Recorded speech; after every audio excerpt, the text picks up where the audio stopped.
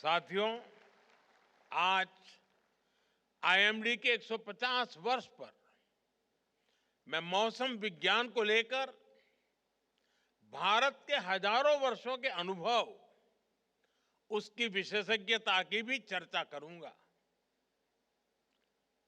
विशेष तौर पर, और मैं ये साफ करूंगा कि 150 साल ये स्ट्रक्चरल व्यवस्था के हुए हैं, लेकिन उसके पहले भी हमारे पास ज्ञान भी था और इसकी परंपरा भी थी। विशेष तौर पर हमारे जो अंतर्राष्ट्रीय अतिथि हैं, उन्हें इस बारे में जानना बहुत दिलचस्प रहेगा। आप जानते हैं, ह्यूमन इवोल्यूशन में हम जिन फैक्टर्स का सबसे ज्यादा प्रभाव देखते हैं, उनमें से मौसम भी एक प्राइमरी फैक्टर है। दुनिया के हर भूभाग में इंसानों ने मौसम और वातावरण को जानने समझने की लगातार कोशिश की है।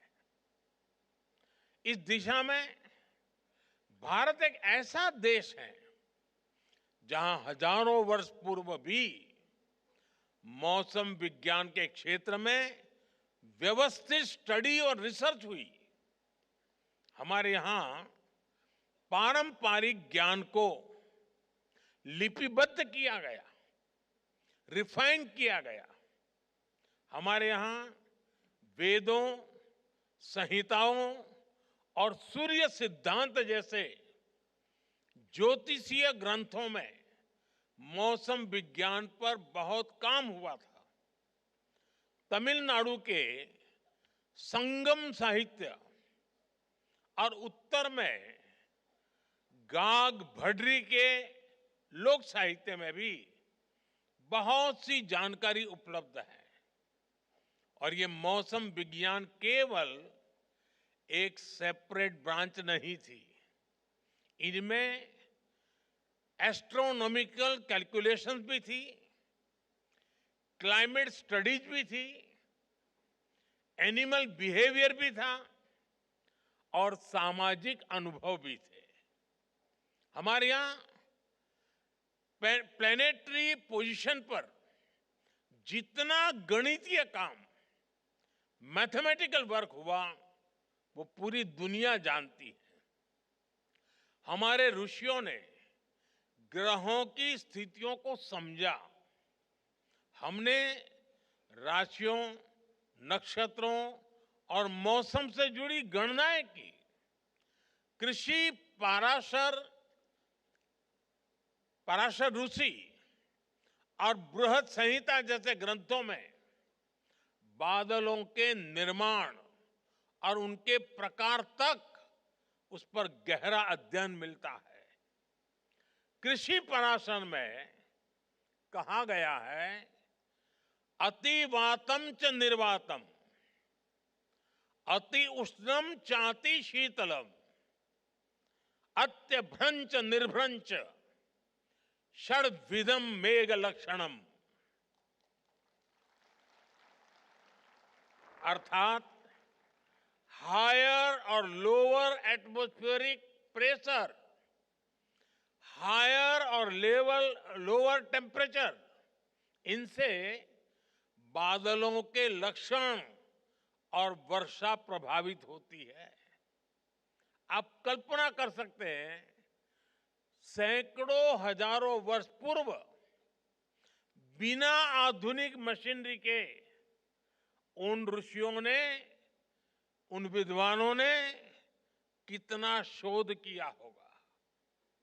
कुछ वर्ष पहले मैंने इसी विषय से जुड़ी एक किताब, pre modern Kutchi navigation techniques and voyages, ये किताब लॉन्च की थी। ये किताब गुजरात के नाविकों के समुद्र और मौसम से जुड़े कई 100 साल पुराने ज्ञान की ट्रांसक्रिप्ट है। इस तरह के ज्ञान की एक बहुत समृद्ध विरासत हमारे आदिवासी समाज के पास भी है।